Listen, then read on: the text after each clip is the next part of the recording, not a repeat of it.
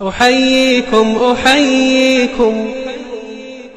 وبالأشواق ناتيكم، فأغلى وردنا أنتم وكل الورد نهديكم. أحييكم وبالأشواق ناتيكم، فأغلى وردنا أنتم وكل الورد نهديكم. بسم الله الرحمن الرحيم.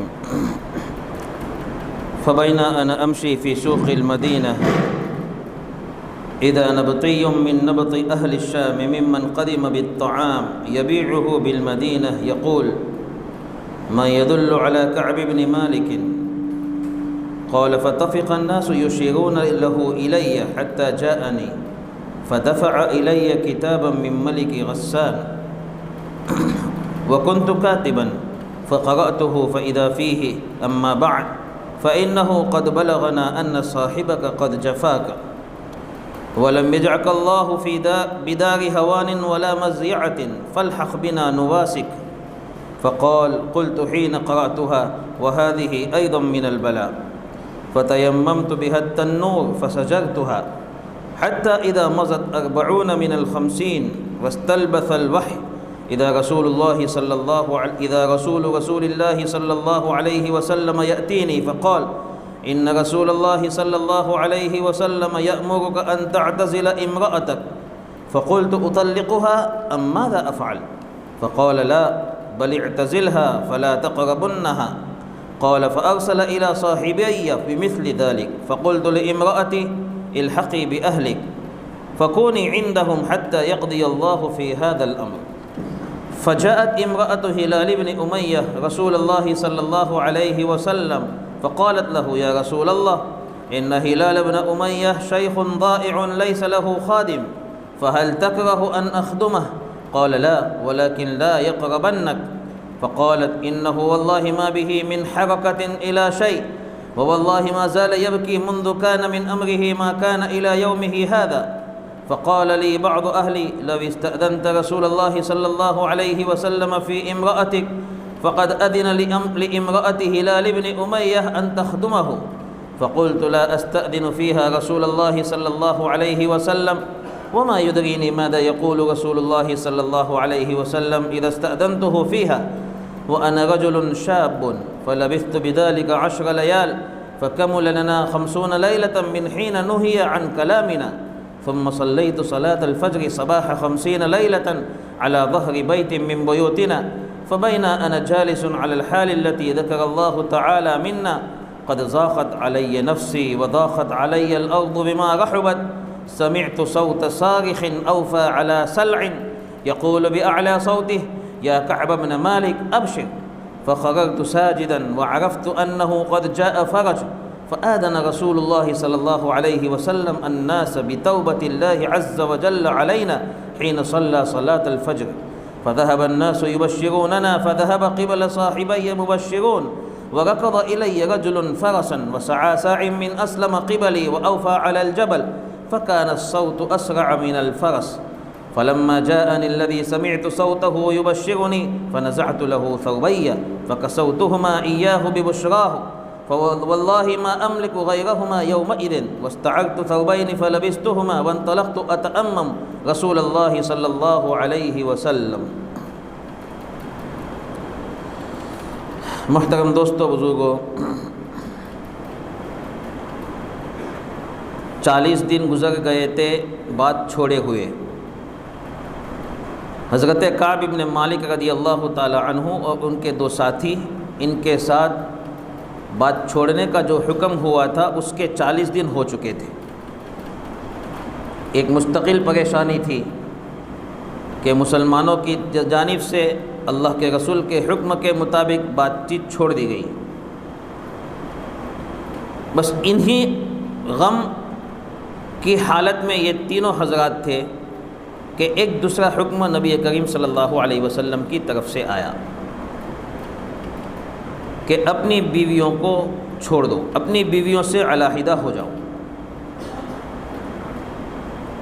حضرت کعب کے پاس بھی ایک آدمی خبر لے کر آیا کہ نبی صلی اللہ علیہ وسلم کا حکم ہے کہ اپنی بیوی سے علیحدہ ہو جاؤ، اور ہلال ابن امیہ اور دوسرے جو صحابی ہے ان کے پاس بھی ایک قاصد بن کر گیا کہ اپنی بیوی سے علیحدہ ہو جاؤ۔ حضرت کعب کے علاوہ جو 2 صحابی ہیں، ان میں سے ہلال ابن امیہ رضی اللہ تعالی عنہ کی عورت نے نبی کریم صلی اللہ علیہ وسلم کی خدمت میں جا کر ایک درخواست پیش کی کہ میرے شوہر بوڑھے ہیں اور وہ اپنا کام خود نہیں انجام دے سکتے ہیں، ان کے پاس کوئی خادم بھی نہیں ہے، خود جسمانی کمزوری، مالی کمزوری، اس لیے اگر میں ان سے علیحدہ ہو جاؤں گی تو وہ محتاج ہو جائیں گے، اس لیے اجازت دے دیجئے کہ میں ان کی خدمت کرتی رہوں۔ نبی کریم صلی اللہ علیہ وسلم نے فرمایا کوئی بات نہیں، ان کی خدمت کر سکتی ہو لیکن وہ تمہارے قریب نہ آنے پائے، یعنی ایک شوہر اپنی بیوی سے جو صحبت کرتا ہے تو یہ کام نہیں ہونا چاہیے، باقی اس کے علاوہ ان کی خدمت تم کر سکتی ہو۔ اجازت مل گئی۔ حضرت کعب بن مالک رضی اللہ تعالی عنہ کو بھی حکم ہوا کہ وہ بھی اپنی بیوی سے علیحدہ ہو جائے۔ جب ہلال ابن امیہ کی بیوی کو اجازت مل گئی کہ وہ ان کی خدمت کر سکتی ہے تو حضرت کعب بن مالک کے کسی گھر کے فرد نے حضرت کعب بن مالک سے کہا کہ آپ بھی نبی کریم صلی اللہ علیہ وسلم کے پاس جائیے اور آپ بھی اجازت لے لیجئے، آپ کی بیوی کو بھیج دیجئے کہ وہ اجازت لے لے۔ لیکن یہاں حضرت کعب بن مالک رضی اللہ تعالی عنہ نے فوراً منع فرما دیا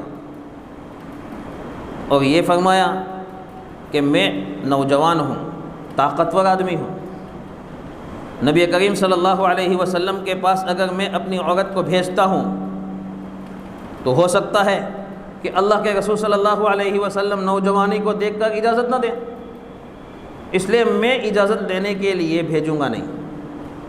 ایک سمجھنے کی بات ہے، عقل مند آدمی جو ہوتا ہے وہ مستقبل کے اعتبار سے باتیں سوچتا ہے، اور جو بے وقوف آدمی ہوتا ہے وہ مستقبل کے حساب سے باتیں نہیں سوچتا۔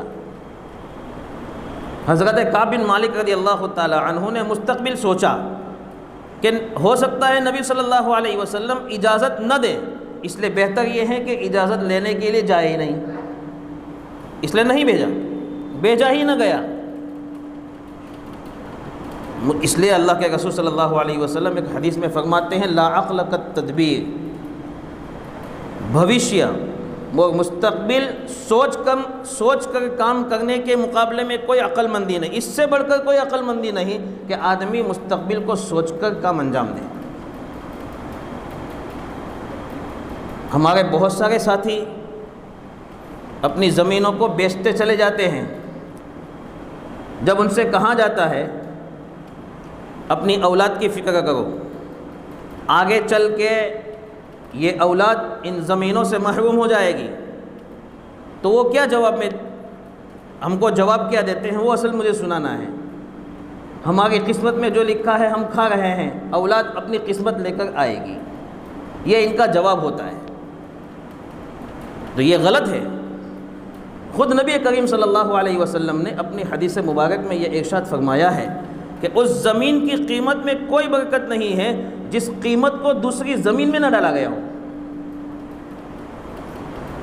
اللہ کے رسول کا ارشاد ہے، مسند احمد کی روایت ہے، یعنی آدمی زمین بیچ کر قیمت کھاتا رہے، پیسے اڑاتا رہے، اپنی خواہشات کو پورا کرتا رہے اور ان پیسوں کی حفاظت نہ کرے، ان پیسوں سے کوئی کاروبار شروع نہ کرے، ان پیسوں سے کوئی دوسری زمین نہ خریدے، تو ان پیسوں میں کوئی برکت نہیں رہتی ہے، وہ بہت جلدی ختم ہو جاتے ہیں۔ اور ہمارے سامنے سارے احوال ہے، ہم سب جانتے ہیں کتنے خاندان ایسے ہیں جو کروڑوں پتی تھے زمین کے حساب سے، لیکن آج جو ہیں وہ خاندان روڑ پتی ہو گئے ہیں، ان کے پاس کوئی زمین نہیں۔ مستقبل سوچ کر ہر فیصلہ کرنا چاہیے۔ حضرت کعب بن مالک رضی اللہ تعالی عنہ نے مستقبل سوچا کہ میں نبی کریم صلی اللہ علیہ وسلم کے پاس جاؤں گا تو میری اس نوجوانی اور طاقت کو دیکھ کر اللہ کے رسول مجھے اجازت نہیں دیں گے، اس لیے پہلے سے ہی بہتر ہے کہ میں نہ جاؤں۔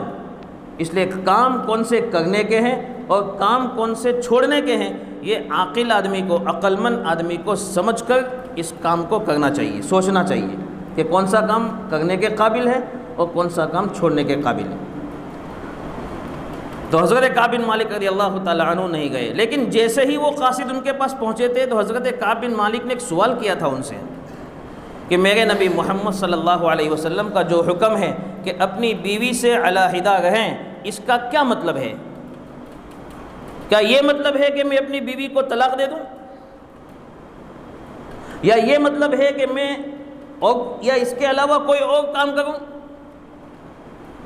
تو قاصد نے کہا نہیں، طلاق نہیں دینا ہے، بلکہ ان سے علیحدہ رہو، اپنے نکاح میں اس کو رکھنا ہے، چھوڑنا نہیں ہے، لیکن ان کی خدمت نہیں لے سکتے، ان کو آپ سے علیحدہ رہو۔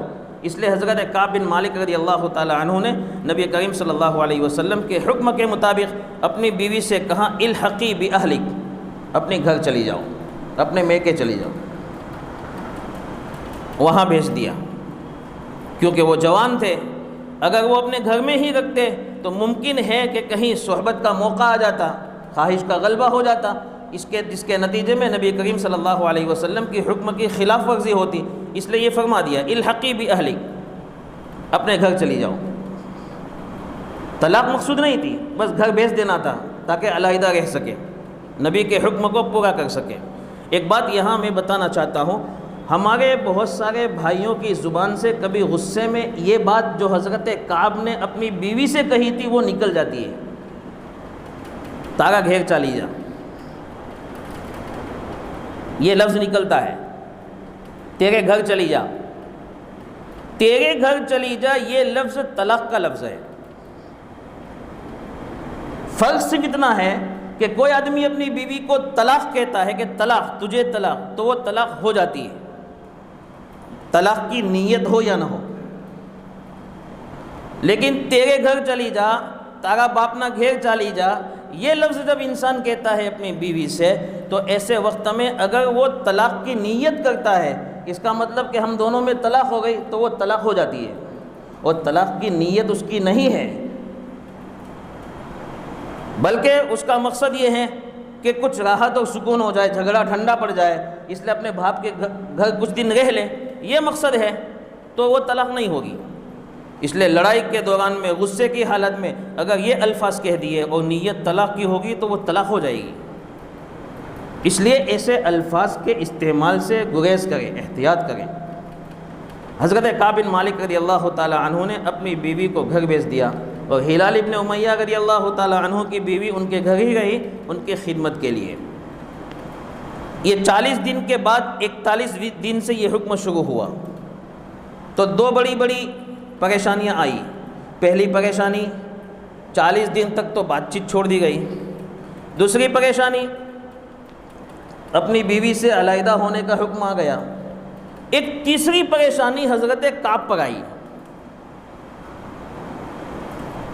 شام جس کو سیریا کہتے ہیں، اس وقت تو بہت بڑا علاقہ تھا شام کا، تو سیریا سے ایک آدمی، کسان آدمی، تجارت کے لیے یہاں مدینہ منورہ آیا ہوگا، اپنا سامان بیچنے کے لیے، غلہ بیچنے کے لیے، چونکہ اس وقت شام سے عرب کا ربط تھا اور تعلق تھا تجارت کا، تو شام اور سیریا سے ایک آدمی مدینہ منورہ میں آیا تھا۔ اس کے ساتھ شام سے غسانی بادشاہ نے ایک خط بھیجا۔ غسانی بادشاہ یعنی وہ وہی بادشاہ ہے جس نے نبی کریم صلی اللہ علیہ وسلم کے قاصد کو قتل کر دیا تھا۔ اللہ کے رسول نے خط لے کر وہاں کے گورنر کو اسلام کی دعوت پیش کرنے کے لیے ایک صحابی کو وہاں بھیجا تھا، تو یہ غسانی بادشاہ نے اس صحابی کو قتل کر دیا تھا۔ وہی غسانی بادشاہ، غسان اصل میں قبیلے کا نام ہے، یہ لوگ اصل میں رہنے والے یمن کے ہیں، لیکن وہاں سے ہجرت کر کے شام میں بس گئے، اور شام میں بسنے کے بعد رومی جو سلطنت تھی، روم کی جو طاقت تھی، ہرقل جو بادشاہ تھا، اس کی ماتحتی میں یہ لوگ وہاں کام کرتے تھے، تو رومی بادشاہ ہرقل نے اس کو گورنر بنایا تھا، غسان کو، غسان کے اس بادشاہ کو، جس کا نام حارث بن ابی شمیر ہے۔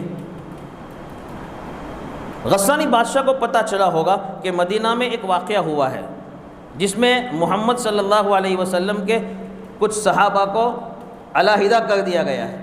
اس لیے اس نے اس تاجر کسان آدمی کے ساتھ ایک خط بھیجا، اور وہ حضرت کعب بن مالک کے نام تھا، جس میں اس نے حضرت کعب بن مالک کو لکھا تھا کہ ہم نے سنا ہے کہ تمہارے ساتھی نے تمہارے ساتھ بہت سختی کر رکھی ہے، تمہارے ساتھ ظلم و تشدد کیا ہے، اس لیے آپ ہمارے پاس آ جاؤ، ہم آپ کو پناہ دیں گے، ہم آپ کا مقام بڑھائیں گے، ہم آپ کو ہر چیز سے نوازیں گے۔ یہ پیشکش کی دشمن نے، یہ دشمن کی بہت بڑی سازش ہے جو ایسے موقع کو تلاش کرتا رہتا ہے، اور یہ ہر زمانے میں ہے، ہر زمانے میں ایسا ہوتا ہے کہ کسی ایمان والے سے اس طرح کا معاملہ ہوتا ہے، اجنبیت کا معاملہ ہو جاتا ہے سردار کی جانب سے، تو ایسے وقت میں مسلم دشمن جو طاقت ہے، اس مسلمانوں کی جو دشمن طاقتیں ہیں، وہ ان لوگوں کو اپنی طرف کھینچنا اور ان کو بغاوت پر اتارنا، اس کی پوری کوشش کرتی ہے۔ تاریخ اس کی گواہ ہے۔ اس غسانی بادشاہ نے بھی حضرت کعب بن مالک رضی اللہ تعالیٰ عنہ کی طرف خط لکھ کر ان کو اپنی طرف کھینچنے کی کوشش کی، لیکن یہ تو ان کا ایمانی پاور تھا، ایمانی طاقت تھی کہ وہ کسی سے ٹلنے والے نہیں تھے۔ اگر ہم میں سے کوئی آدمی ہوتا، اگر رومی بادشاہ کا خط آیا ہے، رومی بادشاہ کے گورنر کا خط آیا ہے، چلو اس کی طرف کھینچ کر چلے جاتے ہیں، جیسی جیسی ہوائیں چلتی ہے اس کی طرف ہم لوگ کھینچی جاتے ہیں۔ ہم دیکھتے ہیں اپنے دین کو تو الوداع کہہ دیتے ہیں، پیٹ کے پیچھے ڈال دیتے ہیں، ہر ہوا کی طرف اپنا رخ ہم کر لیتے ہیں، یہ ہماری عادت ہے۔ پھر اس وقت ایمان کہاں جاتا ہے وہ ہمیں پتہ بھی نہیں چلتا ہے۔ لیکن کعب بن مالک رضی اللہ تعالیٰ عنہ کے ایمانی طاقت پر قربان جائیے کہ وہ ہلے نہیں۔ اتنی بڑی بڑی 3 مصیبتیں آ گئی ہیں لیکن بالکل ہلے نہیں۔ 40 دن تک جن کے ساتھ بات چیت چھوڑ دی گئی، زمین تک ان کے لیے اجنبی بن گئی، ان کی ذات خود ان کے لیے اجنبی بن گئی، ان کے گھر والے اجنبی بن گئے۔ اتنی برداشت کرنے کے بعد بھی اس کی طرف مائل نہیں ہوئے۔ جیسے ہی خط پڑا، سب سے پہلے یہ کہا کہ آزمائش میری اور بڑھ گئی۔ پھر اس کے بعد تنور جس میں روٹی پکائی جاتی ہے، آگ سلگائی جاتی ہے، اس تنور میں اس خط کو پھینکا اور جلا دیا کہ بات آگے ہی نہ بڑھے، بات ختم ہو گئی۔ اس کی بات مانی نہیں حضرت کعب بن مالک رضی اللہ تعالیٰ عنہ نے۔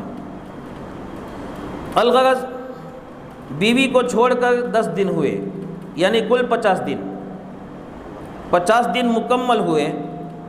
رات کو سوئے، صبح میں اٹھ کر اپنے چھت پر حضرت کعب بن مالک رضی اللہ تعالیٰ عنہ نماز پڑھ رہے تھے، فجر کی نماز۔ فجر کی نماز پڑھ کر تھوڑی دیر کے لیے بیٹھے تھے، اور حالت وہی خطرناک تھی کہ زمین بھی تنگ ہے، ان کی خود ذات تنگ ہو چکی ہے، اجنبیت محسوس کر رہے ہیں ہر جگہ پر۔ ایسی حالت میں انہوں نے پہاڑ کے اوپر سے ایک آواز سنی۔ مدینہ میں ایک پہاڑ ہے، مسجد نبوی کے قریب ہے، جس کا نام صلع ہے، جبل صلع۔ یہ جو چھوٹی سی پہاڑی ہے، اس پر قبیلہ اسلم کے آدمی نے چڑھ کر حضرت کعب بن مالک رضی اللہ تعالیٰ عنہ کے گھر کا رخ کر کے خوشخبری ان کو سنائی۔ ہوا یہ تھا کہ 50ویں دن کی جو رات تھی، اس رات میں نبی کریم صلی اللہ علیہ وسلم پر وحی آئی تھی، جس کا تذکرہ قرآن کریم میں 11ویں پارے میں ہے کہ جو 3 صحابہ غزوہ تبوک سے پیچھے رہ گئے تھے، ان لوگوں کی اللہ نے توبہ کو قبول کر لیا ہے۔ آسمان سے یہ فیصلہ ہوا ان کی توبہ کی قبولیت کا۔ نبی کریم صلی اللہ علیہ وسلم صبح کی نماز پڑھانے گئے تو نماز کے بعد سلام پھیرنے کے بعد صحابہ کے سامنے اس خوشخبری کا تذکرہ فرمایا، تو صحابہ میں چونکہ خیر کی محبت تھی، اپنے بھائی سے محبت تھی، اس لیے بہت جوش میں آ گئے اور خوش ہو گئے کہ ہمارا بھائی اب پریشانی سے نکل چکا۔ اس خوشی کے مارے ایک قبیلہ اسلم کے جو صحابی تھے، وہ جتنا ہو سکا جلدی سے میں یہ خوشخبری حضرت کعب کو پہنچا دوں، خوشی کے مارے، محبت تھی آپس میں، اس لیے انہوں نے سیدھے مسجد نبوی کے قریب جو پہاڑی تھی، اس پہاڑی پر چڑھ کر حضرت کعب بن مالک رضی اللہ تعالیٰ عنہ کو آواز دے دی۔ دوسرے ایک صحابی اپنے گھوڑے پر سوار ہو کر مسجد نبوی سے نکلے حضرت کعب کو خوشخبری سنانے کے لیے، لیکن گھر دور تھا۔ پہاڑ پر چڑھے ہوئے جو صحابی تھے ان کی آواز حضرت کعب کے پاس پہلے پہنچ چکی، حالانکہ وہ دوسرے صحابی سواری پر تھے، لیکن وہ پہنچنے میں دیر ہوتی ہے، آواز پہنچنے میں پہاڑی سے جلدی پہنچ جاتی ہے، فضا ہوتی ہے، خالی فضا ہوتی ہے، اس لیے وہ آواز جلدی پہنچ گئی۔ حضرت کعب رضی اللہ تعالی عنہ نے جیسے ہی وہ خوشخبری اس پہاڑی سے سنی فوراً وہ سجدہ شکر میں گر گئے۔ یہ ایمان والا جب اس کو کسی چیز کی خوشی ہوتی ہے، اللہ کی جانب سے کوئی نعمت ملتی ہے، تو اس نعمت کے بدلے میں وہ اللہ کے سامنے اپنا سر جھکاتا ہے۔ یہ اسلامی طریقہ ہے، اسلامی طریقہ اس کے علاوہ نہیں ہے۔ نعمت کے ملنے پر ربن کاٹنا یہ اسلامی طریقہ نہیں ہے۔ اسلامی طریقہ یہ ہے سجدہ شکر بجا لاؤ۔ ہمارے نبی محمد صلی اللہ علیہ وسلم نے اپنی پیدائش کے دن پر اللہ کے رسول نے روزہ رکھا۔ وہ صحابہ نے جب پوچھا اللہ کے رسول پیر کے دن کا روزہ کیوں رکھتے ہیں، تو حضور اکرم صلی اللہ علیہ وسلم نے فرمایا یہ وہ دن ہے کہ جس دن مجھے اللہ نے جنم دیا، اور یہ وہ دن ہے جس دن مجھے اللہ نے نبی بنا کر بھیجا، تو اس کے شکریہ میں روزہ رکھتا ہوں۔ اسلام یہ سکھاتا ہے، نعمت کا شکریہ اس کا طریقہ اسلام نے یہ سکھایا ہے۔ انسان اللہ کے سامنے جھک جائے، عبادت بجا لائے، اس کا طریقہ یہ ربن کاٹنا نہیں ہے، یا اس کے طریقے کیک کاٹنا نہیں ہے جو ہمارے سماج میں رائج ہوتا جا رہا ہے۔ یہ ہمارا طریقہ نہیں ہے۔ اب تو اپنے برتھ ڈے پر، اپنی جنم دن پر کیک کاٹنا شروع ہوا تھا، اب اس سے بڑھ کر اور مزید غیر مسلموں کے جنم دن پر مستقل کیک ہمارے گھروں میں کاٹے جاتے ہیں، یہ بھی اور زیادہ ہے۔ تو یہ بہت تعجب کی بات ہے، یہ اسلامی طریقہ نہیں۔ اسلامی طریقہ تو یہ ہے کہ اگر اپنی جنم دن کی کسی کو خوشی ہے تو اس دن یا تو روزہ رکھے، اس دن زائد نفلی نمازیں پڑھے، اس دن سجدہ شکر بجا لائے، یہ اسلامی طریقہ ہے۔ حضرت کعب بن مالک رضی اللہ تعالی عنہ نے سجدہ شکر کیا۔ اب اس کے بعد جو صحابی گھوڑے پر آئے تھے وہ تو پہلے پہنچے، وہ صحابی جنہوں نے پہاڑ سے آواز دی تھی خوشخبری کی وہ بعد میں پہنچے، لیکن حضرت کعب رضی اللہ تعالیٰ عنہ کے پاس خوشخبری اسی صحابی کے واسطے سے پہنچی تھی جنہوں نے پہاڑ سے آواز دی تھی، اس لیے پہلے خوشی پہنچی تھی ان کے ذریعے سے۔ تو حضرت کعب نے کیا کیا، ان کے جسم پر جو کپڑے تھے وہی کپڑے کا جوڑا ان کے جسم پر تھا، ان کے پاس کوئی دوسرا اس وقت جوڑا نہیں تھا۔ جب غزوہ تبوک میں جانا تھا اس وقت حالت بہت اچھی تھی، لیکن اس وقت ان کے پاس ایک جوڑا ہی تھا، دوسرا کچھ خوشی کے وقت میں جو مبارکبادی کے وقت میں دی جاتی ہے جیسے ہمارے یہاں ہوتا ہے، تو ایسی کوئی چیز ان کے پاس دوسری نہیں تھی، اس لیے انہوں نے اپنے ایک دوست سے ایک جوڑا عاریت پر لیا، پہننے کے لیے لیا، اور وہ جوڑا پہنا اور اپنے بدن پر جو جوڑا تھا وہ مارے خوشی کے اس صحابی کو دے دیا جنہوں نے پہاڑ سے ان کو آواز دی تھی، وہ خوشخبری سنائی تھی۔ لیکن ایک بات یہاں سمجھنے کی ہے، جس صحابی نے پہاڑ سے خوشخبری سنائی تھی وہ اس لیے نہیں کہ اس پر کوئی انعام ملنے والا ہے، بلکہ ایک بھلائی کا کام تھا، اس پر وہ خوش ہوئے تھے، وہ صحابی خوش ہوئے تھے کہ بہت بڑا بھلائی کا کام آسمان سے نازل ہوا ہے کہ حضرت کعب اور ان کے دو ساتھیوں کے بارے میں توبہ کی قبولیت کا تذکرہ قرآن میں آیا ہے، اس لیے اس خوشی کے مارے وہ دوڑے تھے۔ ایسا نہیں کہ کوئی کپڑے کا جوڑا دے گا اس لیے پہلے میں مبارکباد دے دوں۔ جیسے ہمارے یہاں نوعیت یہ ہے کہ ہمارے یہاں کسی کی ولادت ہوتی ہے، کسی بچے کی، تو لڑکے کی ولادت ہوتی ہے تو جس کو معلوم ہوتا ہے فوراً موبائل کے ذریعے سے خوشخبری دینا چاہتا ہے، لیکن مقصد یہ نہیں ہوتا ہے کہ مجھے خوشی ہوئی ہے کہ میرے بھائی کے یہاں بچے کی ولادت ہوئی، مقصد یہ ہوتا ہے کہ جس کو میں خوشخبری دوں گا، مبارکبادی دوں گا، وہ مجھے کچھ دے گا۔ مقصد میں تبدیلی ہے، وہاں صحابہ کے یہاں ایسا نہیں تھا، ان لوگوں کے یہاں اپنے رشتہ دار، اپنے دوستوں اور اپنے ساتھیوں کی خوشی میں شریک ہونا یہ سب سے اہم چیز تھی، اس خوشی کی برکت سے کچھ چیز کا مل جانا یہ مقصود نہیں تھا، اور ہمارے یہاں اس کا الٹا ہے۔ الغرض اگر کوئی آدمی کوئی خوشخبری سنے تو اس کے مقابلے میں اگر وہ انعام دینا چاہے تو انعام دے سکتا ہے، جیسا حضرت کعب بن مالک رضی اللہ تعالی عنہ نے اپنے کپڑے اتار کر اس صحابی کو انعام میں دے دیے ایسے کوئی دوسرا آدمی ہمارے یہاں بھی دے سکتے ہیں، لیکن اس کی امید نہیں لگانا چاہیے۔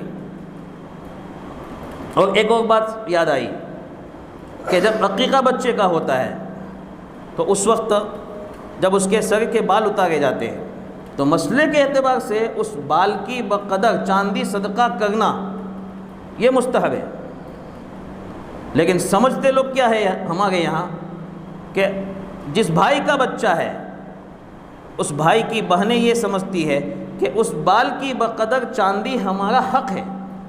یہ غلط ہے، بہنوں کا حق نہیں ہے، اس کو صدقہ کرنا ہے۔ اگر وہ صدقے کی مستحق بہنیں ہیں، وہ غریب ہے، تو بہنوں کو دینا سب سے افضل ہے۔ اگر وہ صدقے کی مستحق بہنیں نہیں ہیں تو بہنوں کو وہ صدقہ نہیں دیا جائے گا، وہ صدقے کی مستحق ہی نہیں ہے، وہ دوسرے کسی غریب کو دیا جائے گا۔ اس لیے بہنوں کا یہ سمجھنا کہ یہ ہمارا حق ہے، یہ غلط ہے۔ وہ تو صدقے کا مال ہے، اس لیے وہ مستحق میں اس کو صدقہ کیا جائے گا۔ الغرض حضرت کعب بن مالک رضی اللہ تعالی عنہ نے اس خوشخبری دینے والے صحابی کو اپنا جوڑا اتار کر دے دیا، اور اپنی خوشی کا اظہار اس طرح جوڑا اتار کر دینے سے انہوں نے کیا۔